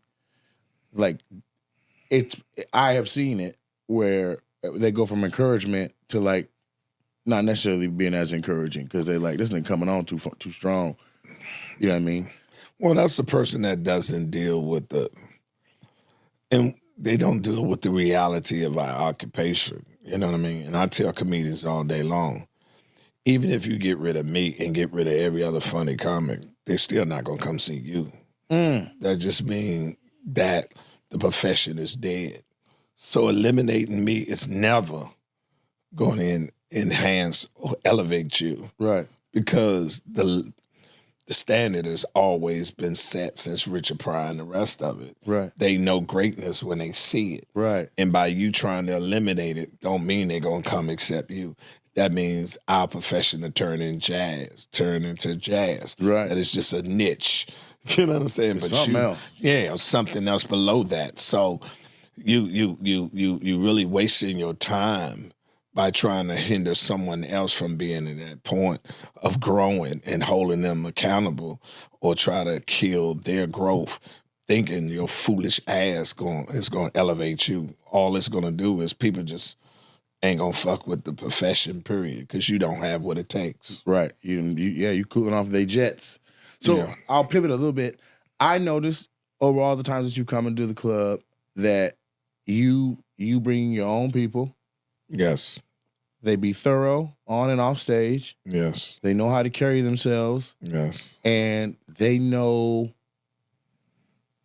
you. Yeah. Right. I don't know. I can't say to the full extent that they may know you, but they know, like, don't go in there right now, or he don't want to do that, or he wear a 2X. Like, they know they know you, right? Yeah. And is there a particular reason why you do that, or is that a part of the giving back? Is that the uplift side of the game? Well, I mean, because I see you had Spencer, you had Brandon, and now you got Bishop. And I told you myself while he was on stage, I said he got funnier because this nigga didn't have no rolling laughs last time. Right. I said he's either saying a lot of words now or got his jokes together. And I went out there and watched. I said, okay. He came back in agreement. I said, what did you say? He told me, he said the thing where he's telling the white women how not to get your ass whooped. Mm-hmm. So are they growing? Well, I mean, he's working. You know what I mean? What I tried to do is do for what, for whatever reason didn't happen for me. Give them an opportunity to be in front of a comedy-induced crowd. Yeah. Other than the crowd that's at the bar. Yeah. Or the crowd that's really came to the club to party and they just got a comedy that night before that. Right. That's not conducive to grow as a fucking comedian. And usually it's very few of you around black comedy clubs. Right. So if he does go in the mainstream, not only it's hitting the people that's in the audience is not his target audience of his how can I say it, his sense of humor. Yes. You know what I mean? So what I tell them is the biggest opportunity is by opening up for me is you're going to have people that's there to laugh. Now it's up to you to grow your comedy based upon that people that's come here to laugh. And that's the best place to work out. And then I work them, I let them work for me, they don't work for me, work with me until, I feel it's time for them to go ahead and branch out and do for themselves and give another young comic a shot. What does that look like? Like when you're like, you about ready to... Well, usually they'll take the shot that I gave them for granted. Got you. So you know what I mean? They fuck it up. Yeah. Well, they're just... They fuck it up. Hey, man, we got Pittsburgh. Yeah. Well, I can't make it. Fuck you, you can't make it. What they do is they just forget the reason why they're here. You know what I mean? And it's easy to do. You know what I mean? Because, it's the most seductive job. It's the most seductive job in the world is show business. It's easy for you to get jaded and Quickly. you forget how good you got it until you no longer have it. I know it's a cliche, but it just is. And you have to remind them. Then you put them back out there, and then they back into the bars again and fighting for that. They're like, okay, that's what Quake was trying to tell me. You know what I mean? I said, the most beautiful thing in the world as a comedian is when you can put your name on a billboard and somebody stop and come pay and buy a ticket to come see you. And until you get to that point, you need to be very grateful for anything you get in this business. Yeah, I tell my openers all the time, they ain't here to see you, nigga. That's what I gotta say. Well, I tell them this. No, I'm not bullshitting. No. They be like, man, how much time I got? I don't give a fuck what you do. Get out the way. You here, you got a flight, you got a hotel, you getting paid to perform, nigga. It don't matter what you do. When we go, if you don't believe me, look on Ticketmaster reviews and see how many are like, all the openers were so amazing and memorable. Nate was cool. Well, it's not how it happens. It goes, I fucking love Nate, and the openers brought that shit too. They might say it by name, but at the end of the day, I've been an opener. I've been a feature, and it would behoove you to know rule number one is never outshine a master anyway. So I just give them that perspective. We got 4 hotel rooms. They got 1 big one. I'll be goddamn we checking in and your ass in the big room. Well, what I tell them all the time, I mean, I tell the people that works with me, they came to see me, you know, but they should. You want them to leave remembering you. Very much so. But also understand that I'm allowing you to have access to this audience that I've procured over years of grinding and getting it from posting on the internet. So if you are please go. Say your social. Sell your shit. Do your shit. But don't turn around and act like that's not what the people here for.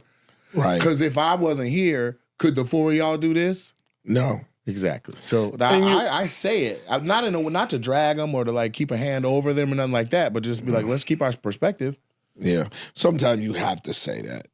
But see, I have a mechanism. I usually don't personally have to say that. I have a person that says that for Somebody me. else says it? Oh, yeah. I want them to hear it from me. I don't want them to wonder if that's my sentiment or not. No, because because 9 out of 10, I'm not the one that hired them. Okay. They get referred to me by that person, and then that person know what the standard is, and they say this the person is, and then me and them become friends and just work as comics together as a show part of it. Now, if it fucks up doing the discipline part of it or something has, then I relay it to the other person like that, and he keeps the score. And tells them, okay, you this, and that. If you continue on, there's 1,000 other motherfuckers that won't take this. So you got somebody doing your grim work in that regard. No, it's not grim work. This is an organization. I have no time for that. You know, I'm trying still. I have no time to manage no other body on the team but myself. I'm responsible for nothing but the jokes, and everything else is the responsibility of my team. And I even have to deal with the discipline of somebody that's on the show. I feel if I have to sit here and have this kind of conversation with you, it's stopping me from achieving what I'm doing. Could have been writing a joke. I could have been doing anything else. I don't have that time to be a disciplinarian to you and a misunderstanding on that point. And most of the time, I give grace for. I call it not growing pains, but growing grace, right? If it's a new person around, I'll give them grace for some fucking up. But I'm not going to keep telling you the same thing twice. Yeah, I mean. I'm just not. We got it is a grace shows part. This weekend and in 4 cities, and I ain't got time to be, I don't have time. So you better than me for having somebody to come in and do the grim work so you can stay nice. I'd definitely be like, let me holler at you, personally. No, I don't have time for that because, see, it'll change my attitude. Towards them? Well, not even towards them. I have other things. Oh, you just mean in general? General. You got to go there mentally. Now I got to go there mentally. Yeah. Now I'm in another space. Yeah, now I'm a principal. You know, shit. I'm not calling you. I send you to the principal office. Right. I'm not the principal. Right. You know what I mean? That's why teachers send them to the principal because you got other people to teach. Right. Got other things to do. I have no time to discipline and different on it. So understanding and then come back. And we don't even discuss it.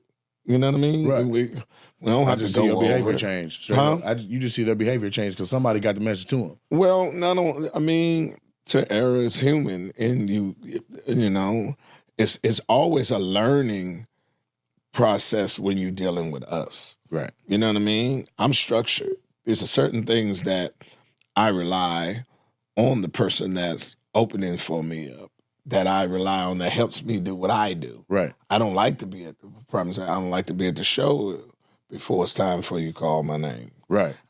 Certain things, and once we got that understanding, don't deviate from that. You get what I'm saying? Do your goddamn whole 30. If you don't see me, stretch.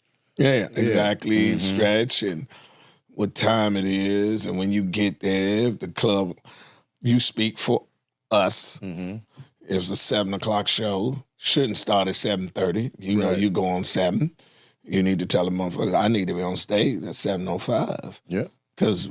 because all that does is make the 9:30 show 10:30.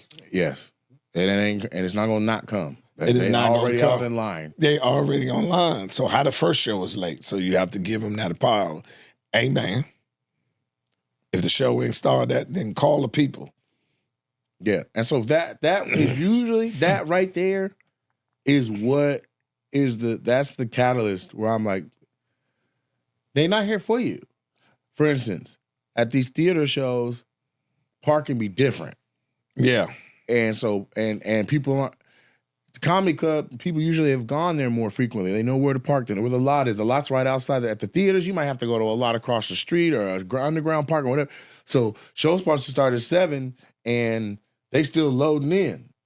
Show sold out. It's 75% full or 60% full. The balcony full, but the back of the room ain't full yet. My opener's like, we're going to hold for 10 minutes until it's full. I said, nigga, if you don't go out and start telling your jokes to whoever the fuck's in front of you, by the time I get out there in an hour, or there's 4 openers, when I get out there in 40 minutes or whatever, it's going to be ape shit. Right. It don't matter whether or not you know, come on, man. Some people if we feel wait, it. then more people see me, then I sell more shirts. Yeah. Nigga, what? But see, that's the selfishness of That's you. what I'm saying. And that's where you give the briefing, and if the attitude doesn't change, then you replace them. And you don't have to do it. I don't at all. See, I don't even deal with it. Someone tap them on the shoulder, say, I need to see you in the office. We need to holler at you. And then, you don't have to fire them, you don't have to replace them. You just don't, they just won't be on the next show. Yeah, that's fired. You can call it what you want. It's a break. No, what you always brief to them, you're an independent contractor. So they're going to run out of it before you run out of it. Well, running out of it changes behavior quick. Yeah, well, once I stop with you, I don't bring you back. Oh, really? Oh, no. Ain't no like in 3 years I'll run you back through. No. No, we had a run. You didn't fuck that off. You need Be to blessed. go. It's like a bird. You out the nest, man. Fly. Yeah. Can't come back to the nurse and get back in the egg. You can't get back in the egg. You ain't never seen a bird get back in the egg? You ain't never seen a bird get back in the egg. You know what I mean? Yeah. I'm going to pay a bill right quick, man. With that said, fellas, I need you guys to check out hims.com for Hims. Make sure you check them out. They specialize for you. You can get your skincare personalized to you, your mental health personalized to you, your better sex personalized to you. You need a few more minutes in bed? For Hims. You got a spot on your head that you want a little bit more hair in. You want to see it come back. You want to feel your hairline in. For Hims. Go on there, sign up with them, start moving in the right direction. You get a personalized weight loss plan. You can, if that's what you're into, it's designed with one goal in mind, helping you feel happy in your body. You need to eat healthy, get strong. You can find nutritional, protein-packed recipes in the Hims app to help you maintain muscle mass. It's not just one thing. It's several things. If you're interested in any of that, check it out. Use it as a resource for hims.com. That's the first thing I want to say. Second, I want to say another sponsor is me. The Roses Collection, my clothing line by Nate Jackson. This is a collection of clothes for the big guy that wants to be fly. You ever been to the store and you ask them, do you got this in my size? And they don't? Well, you don't have to worry about that no more. We specialize in 1X to 4X. If you little, you out of luck. And yes, my shit is fly. It is made and manufactured in Pakistan. This is combed cotton. What I'm wearing right now, look at it. Fly as shit. This is called fleece print. This ain't out yet. I want you to know this is 2 seasons away and I already got it. It's like screen print, but it's with fleece. Everything feels good. The average sweater is 200 GSM in America. This right here is combed cotton, 350 GSM. This feels like a car cover. This is fantastic in regards to the fabric, the feel. I'm very comfortable. It's not hot. It's light. It's also pants. So this whole outfit is my brand. Hat, hoodie, pants, everything but the shoes. And who knows, shoes may be coming soon. Go to rosescollection.com. And in that spirit, I got to give some roses. And so my roses are going to go to Quake again. And this is for, I know we just came off the section talking about when they got to go, but it's for having, I don't want to say an appetite. It's not an appetite, but for having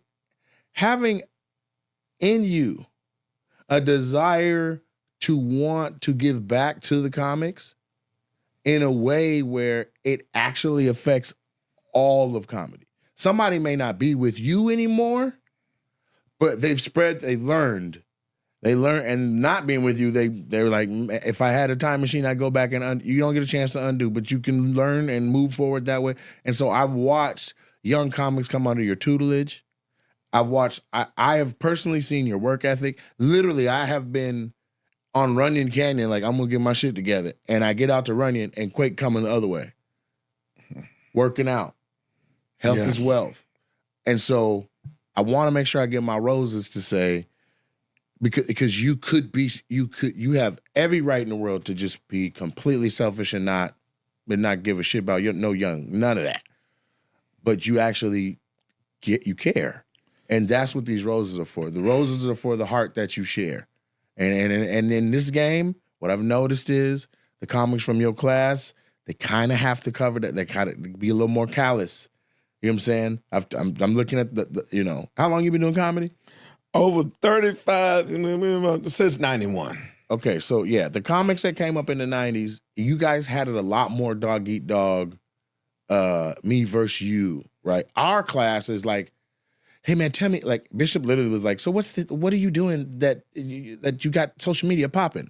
I didn't say, man, get your dumb ass out my car asking me the secret to my success. I said, this is what I do, man. You post every day. It's a talent show. Give the internet something every day, right? You have to understand, like, in the 90s, that question probably would have got you banked. Like, that's how cold they were. I've seen niggas take another nigga's set list and tear it up before a competition set. Old niggas. And Tony Spires has told me story after story after story of how it was. We did the Bay Area recently. Somebody about to run the light. Other comics were lighting them with their cell phones. Back in the day, everybody like, nigga, that nigga ran a light. Right. Fuck him. So to be from your class, but have heart and still give it speaks to your longevity. It speaks to who you are as a man. It speaks to really like the genuineness that you are as a person. Those are my roses that I'm giving to you based on the Roses Collection. So make sure you check out the rosescollection.com. And I'll move into a couple other questions and then we get up out of here. What has Earthquake always been your stage name? Yes. From jump? Yes. How? Because we share the same first name. I didn't know this is what I wanted to do. And I had been in the military for 9 years. And just in case this shit didn't work out, I didn't want to scully my good name. Hilarious. You understand? Yeah. Yeah. So my family is very critical and the funniest family in the world. And if this didn't work out, I just didn't want my family to be like, he got out the military and went to Atlanta trying to be Richard Pryor. Right. You know what I mean? They can't track you if you... Yeah, they didn't know. You couldn't. They never could get no reconnaissance back at home because nobody knew me by Earthquake. You know what I mean? But then they started to. Yeah, but it took about 5-6 years before they knew that was me. Okay, but so how did the name? Were you killing so hard it sounded like an earthquake? Or? No, I had a friend. His name was Griff in the military, and he always made bad decisions. So I came to him and said, "I'm thinking about changing my name to Earthquake." And he said, "I wouldn't do that if I was you." So I did it. You would ask him who gonna win the game? Yeah. Whoever he bet on. Whoever you say gonna win, I bet on the other team. And win. You know what I'm saying? He never made good decisions. So I always did the reverse of the advice he gave me. Yeah. But so you came up with Earthquake, ran it by him, he said, don't do that shit. Yeah, so you did it. And I did it. Okay, but why Earthquake? You came up with that before you ran it by him. I mean, it just came to me. I was like, Earthquake. Why not? Really? You know what I mean? Yeah, natural disaster. The only natural disaster that a weatherman can't predict. They can't. No, they can now, but they couldn't. No, okay, no, they still can't. Nobody gonna tell you an earthquake gonna hit tomorrow. Right. They might say we have some seismic readings, but that doesn't mean it's coming. By the time they get the seismic reading, it's an earthquake. It's an earthquake. A weatherman can tell you a thunderstorm coming, a tornado coming, those type. But you'll never hear a weatherman saying, earthquake is going to hit tomorrow at 4:45.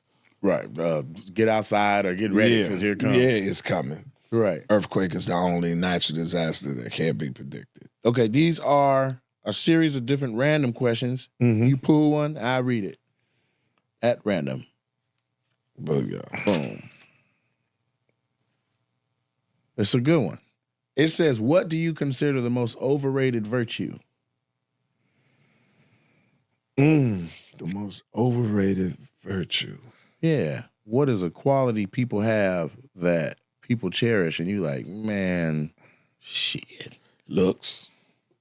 Really? Usually ugly people talk like that, but No, because your face is symmetrical. No, looks is equivalent to a new car. She's fine when you first get it. Yeah. But as you drive it more and more, you get used to it, and it loses its luster if it gives you too many problems. Yes. A fine car is not a good car if it keeps breaking down on you. Right. And that's the same thing. A person, once you get it, you know, you're like, this a badass chick, but as she gives you problem, she becomes uglier. Right. And she's no longer, I say it all the time. It's an unreliable car.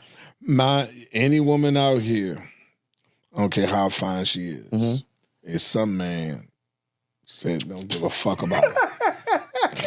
You know what I'm saying? I don't care how fine. Nigga, don't just look at her, you can have her. Shit. I mean, can't stand her. Right. You understand what I'm saying? Goofy bitch. So, yes. It's somebody it's some man that tells you can have that pussy. Please. Take it. I'll drive you over there to her. I'll drop her off. So that's I'll give you the date budget if you get this goofy broad out of here. And the beautiness of the physical aspect of her wears off. But the totality, if she's an abusive person, it lasts longer. So I had to learn that the hard way. Because I always went with the physical aspect of it. Right. And then they turn ugly later on. Right. You know, and then I say, whoa, let me make sure both of them are lined up together. And that's just experience. Okay. So it's not that you like, if she beautiful, I'm running. It's more like, do your other qualities, are you beautiful inside and out? Yeah, it's the totality has to be beautiful, not just the physical appearance. And so then, okay. So then how do you determine that? Because it takes a minute to get past, to even get a scenario in which you can see the beauty of the inside of a person. Well, the first thing I do, of course, I'm a man. The physical attraction of seeing them attracts me to them. And then, you know, I just put that aside and start seeing how she carry herself. Well, now, what do you mean? Now, I'm a young, unmarried man trying to, like, put me on game. Well, what you do is whatever the physical aspect, because we are what we see. But once you see that, like, let me see what you is. And the best way to do that is to prolong the intimacy of them and put them at that point. Because once you disarm them with that, I want that, but that ain't the first thing I want. Let me see, can I coexist with you? Now, you said you were structured. Is there a structure to that? Is there a time that I should? Yeah, it's Steve Harvey's 90 days. No, you don't. You'll have to feel it, because eventually, who she truly is, it's gonna come out. It's gonna come out, and you to me, you mask it with the physical aspect of it, because that's what we love as men. But if you put that to the side and just allow her to show you who she is, and the best way you put her that way is, I believe what you said, that you are the baddest chick out here. Now I just want to observe it and let me see it. And then you'll get to see it. And the key part, can you coexist with her with not doing nothing at all? Just if you was in the Bahamas with it. Or do you need certain things for y'all to have a good time? Do you have to be doing something, or do you have to be the clown, or the court jester? You got to be on. Or you got to be an entertainer. The financer, right? Or doing these type of things. Can you just sit there with you and her and she occupies your attention and your time, and it goes well. And I was fortunate enough to find that. That's a blessing. Yeah, oh, it's a truly blessing. What I'm coming across now is having to strengthen my spirit of discernment because because of the social media popping that I did. They know who I am. Like I imagine you meet a woman, she know you quake. Yeah. So then here goes the Oscar performance. Yeah, but the movie, who they truly is to truly come when you sit there and you just almost say, I don't want nothing from you, but that part of you I can wait to get. Now show me why you the best woman for me, and I'm willing to do the same to show you I'm the best man for you, and then take it from there. And you know the objection of the job. You're looking for Miss Right, not Miss Almost Right. Right. Do you disengage yourself, or do you got somebody that makes that call too, so you can stay focused? No, I got people to disengage that. With the They'll put bitches? out. Yeah, I got to put out crew. And they like, yeah, that's a wrap. No, what I do, they because we're business. We're not a businessman like Jay say. We're a business, and I can't give you how much I care about you. I can't give you the opportunity in case you're not an adult or you feel that you entitled to something. Put me in a position that false accusations can go. So the best thing for me to do is call my get out crew, and I walk out the door and they come in, and then ask you to pick up the stuff and everything. And if they was living with me, take them, make sure I put them up in a hotel for a month and so they make a transition to get to where they living at, help them get back on their feet. Remind them the NDA. Things and everything. Shit. Yeah, and then we can go somewhere publicly and sit down and have a conversation where this didn't go off the rails. And I tell them and let them be upset. And some of them probably see it now and they understand. And I'm trying to explain to them it's not personal, but I have to protect this. My personal life would never endanger. Too many people depends on this. My standard of living depend on this.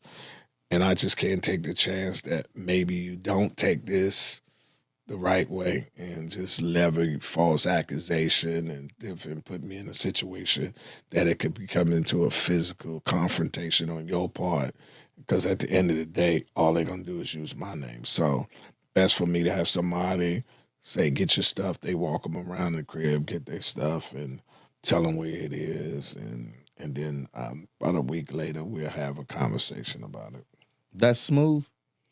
That's been smooth for as long as I've been doing it. Yeah, I've been doing it about for 15 years. I'm going to call you. I'm going to get you. Yeah, you just have some of your boys. And one of my boys. Gotta be a girl, though, right? No, it's a dude. Yeah, I'd imagine. No. He just, what the you do is. energy a girl's going to give would make that be a smooth thing. No, the dude is more even better because at that particular point, they're arguing at him. Tell him to come. He's a bitch motherfucker. He can't say anything. Right. Telling them, I'm like, hey, it ain't that he ain't this. He just says best this way. And you give him a stimulus package or some money, financial. You give him some money and, you know what I mean? Stimulus package. Yeah, you give him a stimulus package and you sit down and then you'll get a call and you let them come on down. And by that time, we both know that the situation where it didn't need to be. And right. I gave you warnings about it, and it's a decision I made. And I'm not saying I tell them it's not you, it's me, because I've came to the conclusion you're not the woman for me, and you shouldn't be with no man that don't feel that way about you. You should have the man that think you're the best in the world, because you are. You're just not right for me. Right. And I'm not going to sit here and use you or just have you around and not. I date for a purpose. I'm not dating you just to be fucking with you. Right. And I'm looking for Miss Right, not Miss I Right. And you just tell them the truth.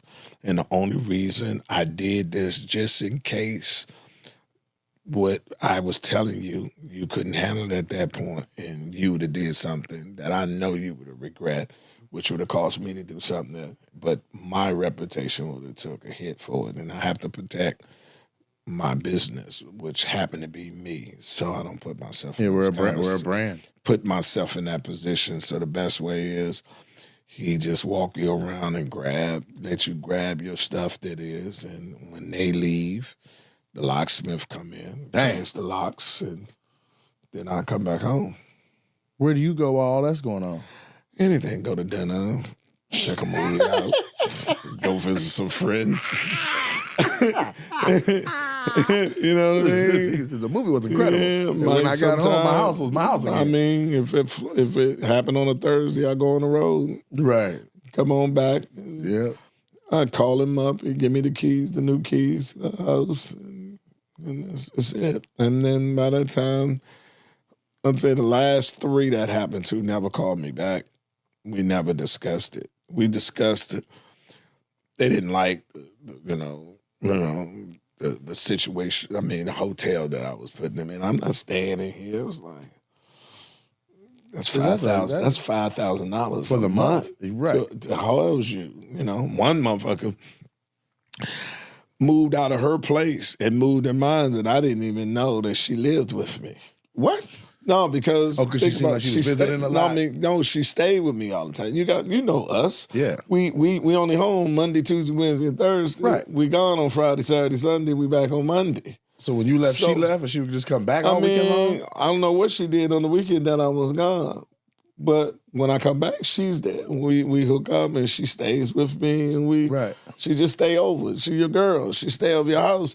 I never go over. See, I don't do away games. I don't sleep over women's house that is not my woman. Yeah. You know what I mean? There's too much shit going on. Well, I don't know who the previous motherfucker she was fucking with. Yeah. And you fuck around, bust not go to sleep, nigga hit you in the head. So I believe it's either a neutral site, which is a hotel, or home field advantage, my crib. Yeah. So if you I'm dating thinking neutral, because that whole my crib shit is a lot of access. Yeah, but I have 2 places. Like I have a house and I have a condo. Okay. We can kick it at the condo because that condo is hole-proofed. What the fuck? Wait. It's not fireproof. Hole-proof. What is hole-proof means? Nigga, what is that? Hole-proof means No sharp corners? No. Ain't no nothing, knives in the house? Nothing invaluable, none of your important shit for them to steal this or motherfucker up, he's anything. gone. No, just, they nosy. They can go into your business, how much you make. Got you. See, when you at home, you take your ring off, you home. Right. But you can't do that if you fucking with a woman that ain't your woman. Yeah. You see what I'm saying? Yeah. So you don't bring them to your home. You take them to your condo. And that's hole-proof because you don't have nothing of valuable in there. You got little what I call cheese for the rat. You have, like a 14 Fool's gold and shit. Food gold and then 14K gold, one little black earring, right, and that kind of shit. Then you can sleep comfortably in that motherfucker. Because if you leave, you can leave her in the house. You ain't worried about her snooping because ain't nothing you got important in there at all. So she but can there go gotta be through enough all shit that she think that's where you stay for real though. Well, she doesn't know that because she doesn't know about the house because she never been to the house. Right. The other place got clothes and everything in there too. You don't know that is not my primary resident because everything that makes me comfortable that's in my house is in there except for my valuables. Right. You know what I mean? Yeah. And so, then when it elevates, then you're like, okay. You came up with this on your own? Yes. This is genius. And how far from not don't be too specific, but how far from your, let's call it valuable home, is the condo? Oh, 15, 20 minutes. So the condo's more central. Like, this ain't far for the Yeah, get to. right off the highway, easy. My house in Calabasas. So, be different. You sit there and you don't bring them there. And then if it does materialize into something, then you just tell them, I got a house. And then they say, nigga, this is a bit. She said, There's no quake. Say you got a house? I'm like, yeah. And then you take it to them. And she drives 15 minutes to see your minutes real life to be like, God damn. And then look him in the face. I didn't know that we would get this close, and I couldn't bring you to my home until I knew we would be at this point. So that's just reassure you that I'm into you that much because I'm sharing this. So they with ain't you. even taking it wrong. They like, you know what? No. Thank you for this new level of introduction. No, that shows a more commitment that you are, that the relationship is progressing. They don't look at you and go, nigga, is there another house? Well, no. Is there another? One. Is there another goddamn level house? Yeah, I mean, no, they just, they're so happy that they see progress in our relationship. Right. To the point that the mirror that you didn't initially introduce them to that, they're not upset. They get upset when they find out. I can see that backfiring, like, all the shit that we done did, nigga, and you ain't tell me you had a home down the street? No, you was going to do that if I had a home or not. I didn't ask you to do that. That didn't determine that. You did that because you wanted to do with that. Right. If that was a determination for you to do that, you're the wrong chick for me anyway. Right. This is explaining who I am.